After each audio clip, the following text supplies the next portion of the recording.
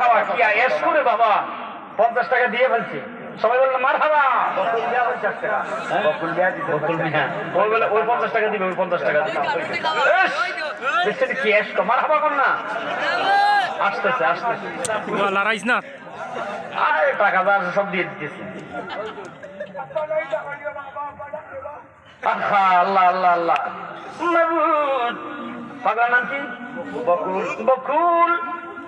বানাই বাবার জন্য 55 টাকা দিয়েছে আল্লাহ কবুল করো মঞ্জুর করো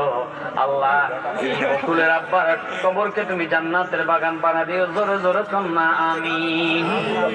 প্রতি বছর মাশাআল্লাহ গাপ্পার ভাই